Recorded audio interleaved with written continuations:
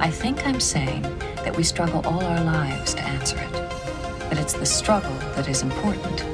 That's what helps us to define our place in the universe.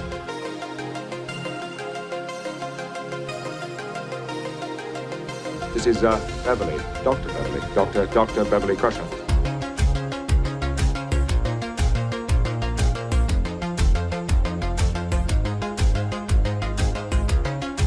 Look where we are. Here, all of us, in this moment. So let's do what we spent our entire lives learning to be great at.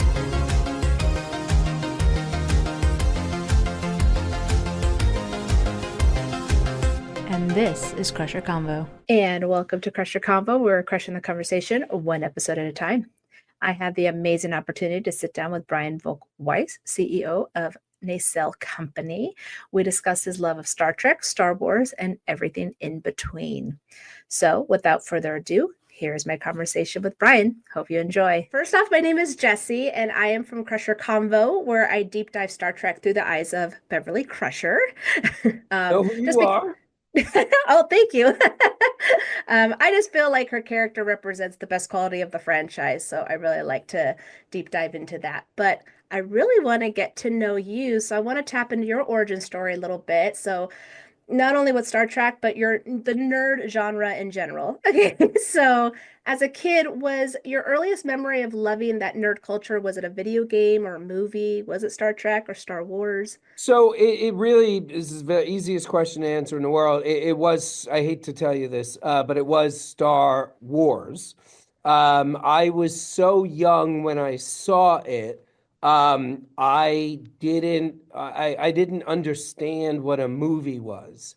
And even though I didn't know the word documentary, the way my mom described the way I was acting after I saw the movie, it was as though I thought it was a documentary because for months and months and months and months, I was talking about joining the rebellion and becoming an X-Wing pilot and everything.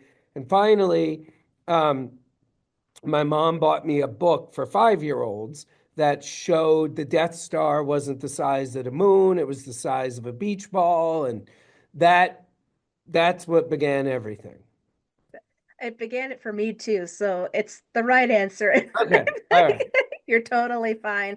Actually, I just grew up loving Star Wars. I didn't even grow up with Star Trek. I only barely saw Star Trek 3 years ago. Oh, wow. Oh, Yeah, no, so I'm a newbie. my mom was a huge Trekkie. Okay. And that's why I'm a Trekkie. She introduced me to TOS. I think every single Next Gen episode I saw but while it aired, I saw sitting on the floor next to her. So yeah, she was the Trekkie. Okay, awesome. Yeah, my parents were they liked the original series, but it was really my husband. TNG was his Trek, and it took him 18 years for me to finally watch it, and then he created a monster look all behind me, as you could see. But Right? yeah, so I'm curious though, like I know Gates actually asked this question in her podcast, but I was curious with you, like what was your favorite toy? Like did you have collectibles and things like that? I mean, my favorite, I mean, I was a huge toy player as a kid. I am still quite the toy collector. Holy moly! But I mean, if I had a million toys that meant a lot to me, but I mean, the toy that meant the most was the Millennium Falcon. That was the holy grail. I didn't get one until Return of the Jedi. Like it was, and I used to, this is gross, I'm sorry, but not only did I chew and bite my fingernails, I used to eat them. And my mom one day was like, I got a proposal. If you stop doing that, we didn't have a lot of money, and the Millennium Falcon wasn't $1 billion, but it was still pretty expensive for my mom. Right. And the deal we made was if I went like 6 months or even maybe more, I would get a Millennium Falcon for Christmas. And I don't think I ever bit my nail again, let alone ate them. after we made that deal, and sure enough, for Christmas, I got it. I have a picture of me opening the wrapping paper somewhere, and that was the most important toy. And I had a lot of important toys, but if I only could Right. choose one, that would be it. That's awesome. My husband actually had a Millennium Falcon too. He didn't have a deal like that, but your mom came through. That was a really good Yes, she thing for her to did. do. Yes, she did. Yes, she did. Now, what is it about Star Trek that you do like so much? I didn't grow up in a religious family. I was never in the army or the military or anything, and it gave me, for lack of a better word, it gave me a code. To this day, so many rules that I live my life by, the way I've built my business, I truly don't think it would have, and I'm not exaggerating. This isn't hyperbole. I don't think if anybody considers me to be successful, and I'm not saying, and I don't, by the way, I still have a ways to go, but if anyone does, um, I don't think any of it would have happened without Star Trek. It really gave me rules to abide by that, like I said, as recently as today, have abided by.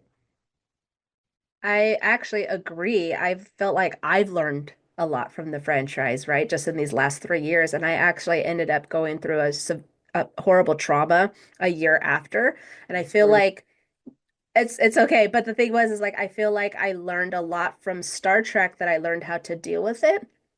Did all my stuff, my therapy, all that things. But I was able to hold on to something in order to just, be better, right? Be a better person, just be kind and I had a lot of friends that stuck by me who are from the Star Trek community. So I absolutely agree with that. Now, as this is Crusher Combo, I do always have to ask, what were your thoughts on the character of Beverly Crusher? Was she a favorite of yours? Did you prefer Pulaski? Like, was it? Yeah, I'll take the easy way out. No, I couldn't stand Pulaski. So that's easy. Listen, I'm going to be honest, as I always am, and I assume I'm friends with Gates, and I've Yeah. certainly thought she was actually here in the building yesterday because we're doing something else with her. But here's the thing, the Crusher, in my opinion, is it, and again, listen, I'm just being honest. I could be wrong. Maybe this is sexist. I don't know, but I'm just always honest. For whatever reason, um, I really think the female characters on Next Gen kind of weren't the best the first couple seasons. So, I think there was a moment where Troy became the Troy that I love. And that really, to a certain degree, was didn't really happen during Chain of Command, but after Chain of Command, Troy became the Troy that I love. Everyone seems to forget, for someone who had like nothing to do for 2.5 seasons, she's the one flying the D saucer section when the star drive blows up. So Yep. the Troy that would go on to be a pilot during a hull breach was not in existence the first 2.5 seasons, in my opinion. And I would argue Crusher, maybe not as bad as Troy, but Crusher definitely went from being this kind of like sexual tension character for Picard, who every now and then did some doctor stuff, to becoming the doctor, who also was an officer, who every now and then had a little sexual tension with Picard. Right. It's funny. I love Attached. It's one of my favorite Star Trek episodes. And it's funny, I also, even though it's not a huge Crusher episode, she does have, I think, the best moment in um, Cause and Effect, because it's literally her with the glass who figures everything out. So she, she became like, I like confident characters. I like characters that do their own thing and, have their own vision and they're real. They say what they think. And also, I tend to lean towards badasses. So I think the longer the show went on, and then especially when we got into the movies, she became more and more and more of a badass. They talked more and more about her being an officer. She did more and more officer stuff. And it really, the more that happened, the more that I really started to really love her character. Long answer, And I'm I sorry. No, that's the perfect answer, actually, just because I think what I liked about season three of Picard is that they highlighted those moments that we always knew that the character was and that we Yes, didn't really see very much. But I love you mentioned cause and effect because we believe that is a Beverly Crusher episode. As much great. as everyone had their place, it was really Yeah. Beverly that was front and center that kind of got everyone to be like, this isn't deja vu, and it's one of my favorite episodes, to be honest. So and attached for obvious reasons. Um, but I know, so we're going to actually fast forward a little bit. So I know Gates brought you as her plus run to the Picard premiere. She Okay. sure did. So I gotta ask, how are you feeling when you got there with the cast you essentially grew up with? I mean, it's just crazy. I mean, I'm I I'm just being bet. honest with you. Everything's crazy. Like the fact that we're making the toys is crazy. I cannot put it in. I mean, I can't put it into words.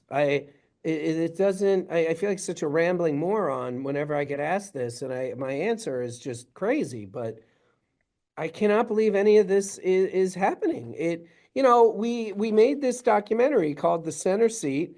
We made it ourselves. We financed it ourselves. I directed it, and it really was in so many ways like it shouldn't have happened. It was the first thing to a certain degree we really financed ourselves, and now we finance pretty much everything we do except for the stuff we do with Disney. And but Center Seat was the first time ever I decided to do it. And I won't get into the reasons why but I mean, I won't get into the business reason why I did it, but on the emotional level, it's not a coincidence that the first time I spent millions of my own dollars on making a TV show without a buyer, um, when I greenlit it, I don't think it's a coincidence that it was Star Trek. In the toys that made us a Star Trek episode, um, I mean, it was just one of the most joyful experiences of my life. And the idea of doing that for 11 hours was just magical. I mean, just absolutely magical. And everything started with that. We met Gates through that. And everything else that would come to be of our connection to Star Trek started with this homemade documentary. I love that you mentioned the center seat because when I first started watching The Next Generation, I dove deep. I literally binged the whole show in like 2.5 weeks and Nice. saw the movies. And then I actually listened to Gates's podcast. And so it got me to kind of understand about, I love behind the scenes. I love docuseries. I love learning, especially how things are made and stuff like that. And so when I heard about the center seat, I was like, oh, I gotta watch it. I think I've watched the center seat over and over again, like 5, 6 times. Thank you. Very kind. I absolutely love it. It's one of my it made me actually love the franchise even more.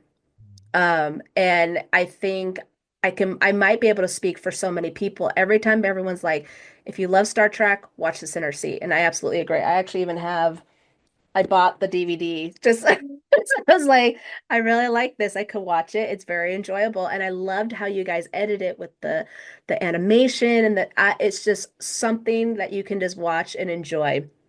But when you guys were making that, what was the biggest thing that you learned from the series? Oh my God. Uh, I learned, So many.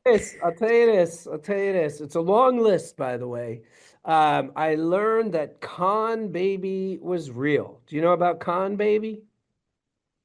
I know about Spock Baby, but I don't think Con Baby. So you're not even going to believe me. You're going to have to Google this. Oh no. Not going to believe this. So believe it or not, in the Star Trek II Wrath of Khan script, and they filmed this. Um, in the script, there was a baby. One of the refugees, part of the Khan troop family, whatever, had a baby. So the whole movie, on SETI Alpha 5, later on the Reliant, you see this woman with a baby. And then the Reliant gets all shot up, and they lose their impulse drive. Then they lose the nacelle, and it's all bad. And as Khan is fiddling around with the control to turn on the Genesis device and everything, I mean, you're not going to believe this. They filmed a baby crawling, because it's a baby, crawling through the hallways of the Reliant while it's on fire. And better than that, it crawls into the transporter room. And you probably know what was sitting in the transporter room. And it literally crawls up on the pad because the Genesis device is all lit up and babies love lights. And literally there's a fucking baby, practically hugging the Genesis device when it explodes. Oh my gosh. Oh my gosh. And it's filmed. And the way we even knew that it sort of might exist is there's one picture. There's literally a picture from when they're making the movie. It's a black and white picture, and it's literally a baby, on the pad. And there's a lot of debate for decades over, did a crew person have a baby on set and the baby was just chilling out and it was a cool picture? Yeah. And it turned out that, it was in the script, and there was a Khan baby. Yeah. Wow. And then as it goes on, lights, and it's crawling. And I'll be honest with you, I always assumed it was a crew person's baby. Yeah. I never thought they would write a scene where a baby gets blown up by the Genesis device. But apparently they did. Yeah. So I don't think we have to wonder why that got cut. I can only imagine. Yeah. Oh my gosh, that's hilarious. I mean, they thought it might work, but I'm glad they were like, you know what? Maybe, maybe not. Yeah, kiss a lot of frogs. Exactly. Oh my gosh, I love that story. So, kind of going back, so you are essentially Kate's boss, I guess, since you met her in this. Honestly, she calls me that, and I hate it. You hate it? Okay, we won't call you that. I am not her boss. I am not her boss. Well, you were part of her project every now and then to do things. But no, she always says that. It's so funny. But no, I'm not her boss. We'll scratch that from the list. Don't worry. You are just someone helping her with the podcast. Let's say that. I'm not the producer. We're the studio. Yeah. So what actually made you come up with Investigates, and why did you think that Gates would be really good in the podcast? I did not come up with Investigates. Gates okay, came up with Investigates. Okay. Gates. Hey, this was what happens to us all the time. We put a press release out saying that we were doing podcasts. Gates said she had an idea for a podcast. I was a manager for 10 years, so I worked with talent, as a manager. And one of the things I learned from that is, it's my job to be super duper careful about who I get in business with. But if I choose to get in business with somebody, it's really my job to support their vision. So Gates had the vision. It really was all hers. We just serviced it. We produced it and released it and distributed it and all that. Yes, but I mean, it really, when I say it was all her, it was all her. And this is not me trying to be a nice guy and humble. It's the truth. I mean, I believe you. Sky's blue, grass is green. It's her show. I absolutely, I love that she edits her episodes. To say that's unheard of would be and by the way, just that's all on her. That's her choice. Yeah. We all our other podcasts we edit. I mean, she is the kind of person that loves to learn new things, so it doesn't surprise me. No, she's the best. And what I always tell people about her, if you don't know her and you don't get to spend a lot of time with her, like I have, she is so funny. She She is is. truly hysterical. And it's a real, it's a real. If you had told me, my one regret is, my mom had passed by the time I got to know Gates. It was all right around the same time, so it's very sad in that regard. But it's very surreal. Like I said earlier, I distinctly remember my mom sitting on the couch, I'm laying on the carpet watching those shows, and if you had told me Gates and her son would come to my house for dinner and meet my wife, and I'd be her plus one at the premiere. Like it just, I mean, to say I wouldn't believe it, it would have been an understatement. Oh, absolutely. I can only imagine. I've met Gates a couple of times. I remember when I saw her in Vegas, she came around to see me and I was introducing her to my daughter and my husband, and she was like, "Oh, your daughter," and she says hi, and then I was like, "Oh, this is my husband." She's like, "He's not important." She's like, "I'm fucking joking." It's okay. I was like, "I got it. It's okay." My husband didn't care. He's just like, "You can say whatever you want." That's right. That's who he grew up with, right? He was just Right. like, "We're cool." Now, this is non-Trek, but I just watched Game Changers. Oh, cool. Well, I hope you liked Loved it. it. Thank you. I loved Oh, it. great, great. I was actually watching it with my husband. So that was one cool thing, how you've been talking about, you sat with your mom watching Star Trek and stuff like that. You're kind of creating stuff for families to get together and watch as well. Like I actually saw The Center Seat with my mom. I watched Game Changers with my husband. So you're creating a family environment. So what is your inspiration to do all of these different docuseries? So it's weird. It's like I'm like a lot of people. I mean, we're talking about tens of millions, if not hundreds of millions of people. Um, I I love what I love, and you could call it what they call it these days, pop culture. You could call it whatever you want it, content, whatever. But I'm a very curious person. I am really curious about anything I don't know anything about. And one of the things that like attracts me to things is like I'll give you a great example. I was watching what was I watching? I was watching what's her name? What's her name? She's like the most famous interior designer who's ever lived. I'm just having a complete brain fart. Oh, you're asking the wrong person.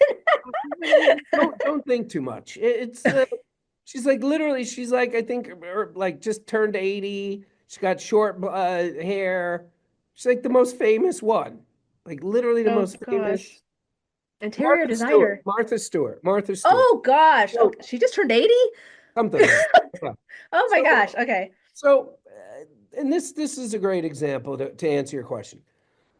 I don't know anything about Martha Stewart, but I have known her name pretty much my whole life. And my wife, she's like, "Hey, I think you'd love the Martha Stewart doc." So I watched it, and I have become little mini obsessed with Martha Stewart.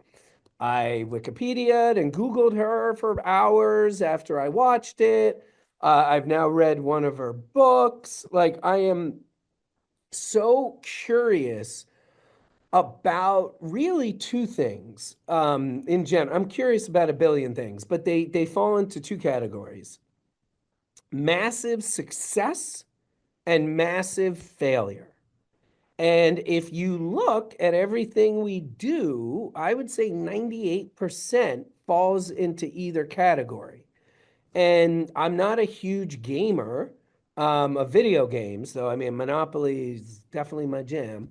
But I find it so interesting, just the premise that anything, video game, movie, TV show, song, any of these things that come out that become successful, there's probably, depending on the genre, between 100,000 and 10 million people that tried to do the same thing and failed. So why does Martha Stewart succeed? Why does Minecraft succeed? Why have we been playing Monopoly for 100 years and not the other games that came out the same year Monopoly did? So I'm always interested in these big famous things that 10 people from 10 countries that speak 10 different languages can all relate to. And they all know the word monopoly. They all know the word Fortnite. Like, and that's, and we have a whole list of topics we want to cover. We want to do a music show and like the best albums. How did those, like I saw the movie, what's the movie called about Queen? Um, Oh, yes, with Freddie Mercury. yeah, About Freddie. Yeah, yeah. I can't my remember my what it's called. favorite scene in the movie is how they came up with We Will Rock You" or Bohemian Rhapsody, where they show Hmm. the whole thing about how that song got created.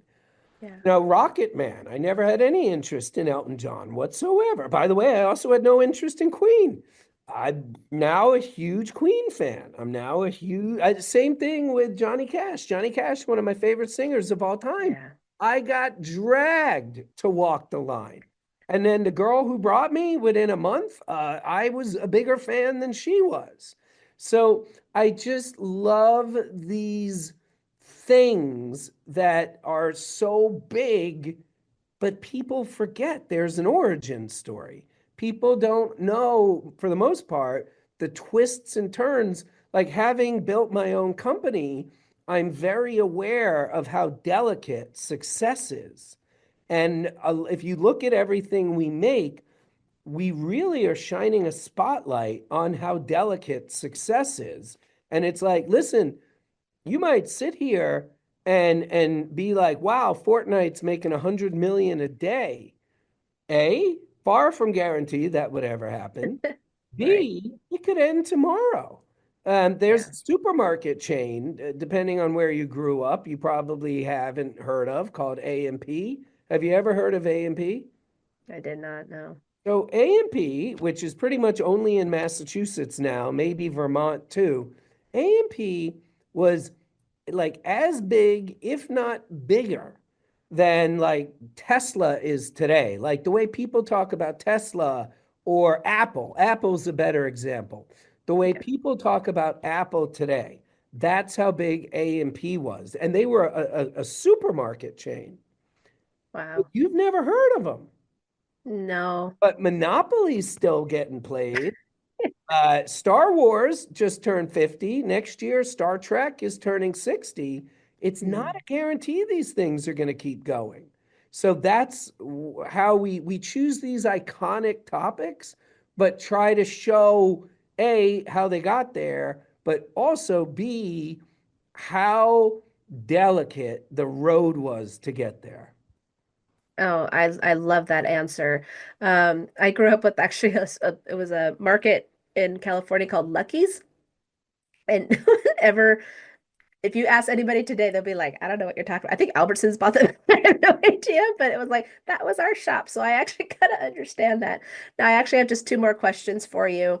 It's about your toy line, actually. So your toy line is officially on its way, and you came out with the first wave of different characters.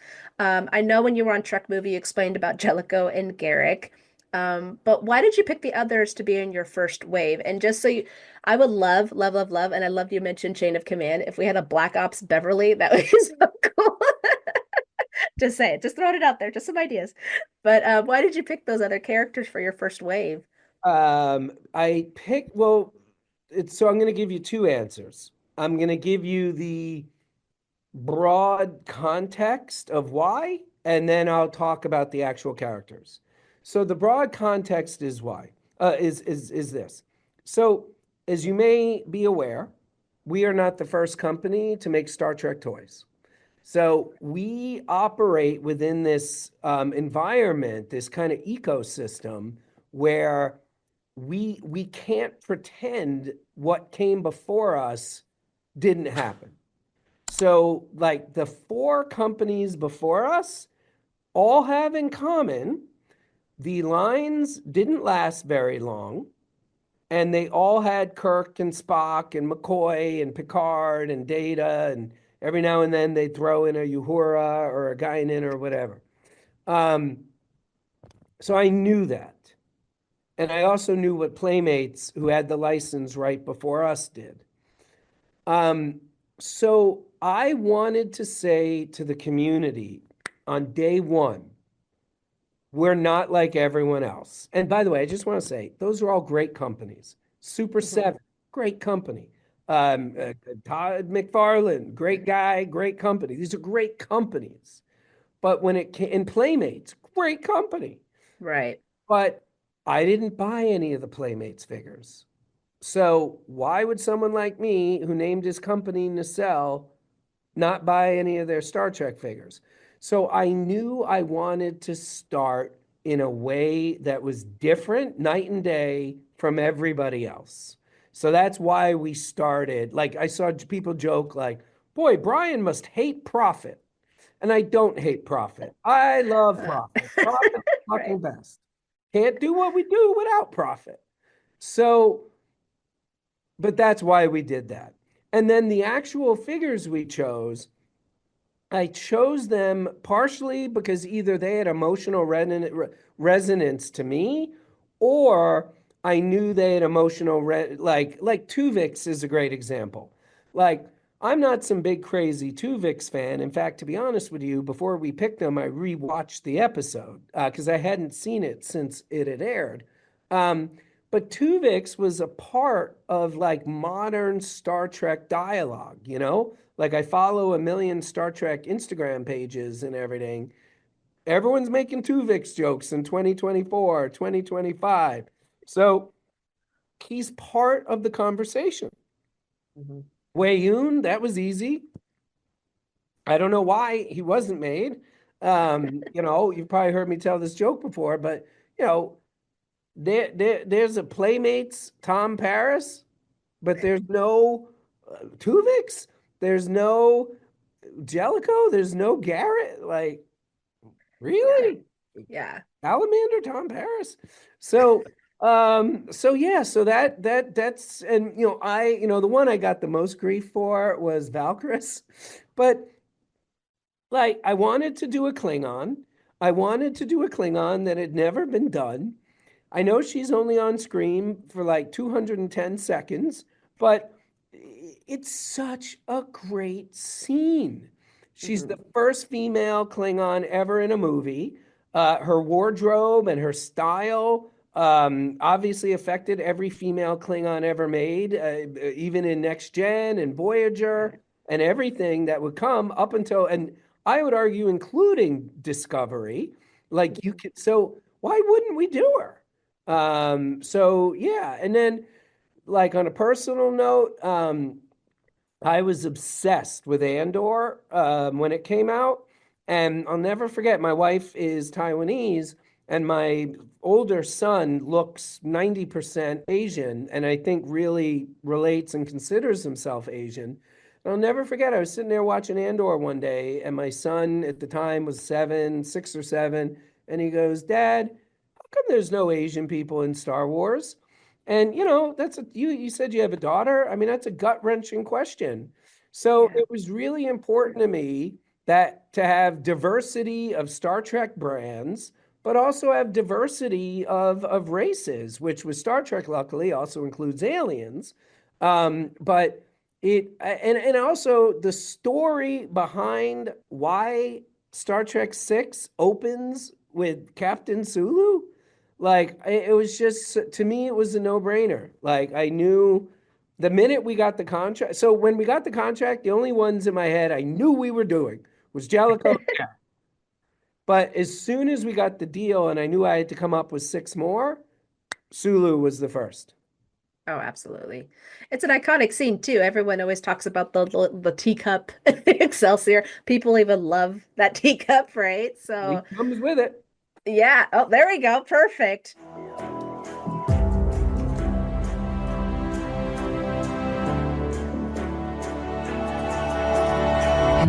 thoughts? I actually have one from Ed from My Figure Universe, who I'm sure you've seen on Instagram. Yeah. Hey, this is Ed Pogue, My Figure Universe on Instagram and just about everywhere else. And I had a question for Brian. The question is this: with the upcoming figure line, have you thought about accessory packs? Perhaps additional, I want to say, bonus packs to go along with the figures outside of the figures themselves, perhaps along the lines of how Super 7 would sell weapon packs for their GI Joes or for their turtles, to use as an example. Have you considered something like that for the Star Trek line? That's my question. Love the figures, looking forward to them, looking forward to everything. Weapons packs, no. Accessory packs, an accessory. I mean, again, as you know, we did a fishbowl for Jellicoe. We did the entire Genesis device suite for Valkyris. I don't know if you still can consider those accessories, but we have ideas that we are discussing with Paramount that are physically bigger than anything we've done with Valkyris or the fish tank or whatever. So I mean, you know this as well as I do, Star Trek, and even though I'm really a Starfleet Trekkie, like I'm not a Klingon Trekkie, I'm certainly not a Vulcan Trekkie. I am a Starfleet Trekkie. I have every Federation ship Eagle Moss made, some Klingon, some Vulcan, but I don't know if weapons is what we would be doing, because there actually aren't that many different kinds of weapons in Star Trek for Starfleet. But we definitely will be doing some accessory packs that are standalone things if Paramount allows us to move forward with them. And I think and I hope they will, but it's not guaranteed at the moment. Okay, yeah. Well, thank you so much for your time, Brian. I'm so happy that I got to finally speak with you. I've been a fan of yours since I saw the center seat, and I am so grateful for everything that you have done.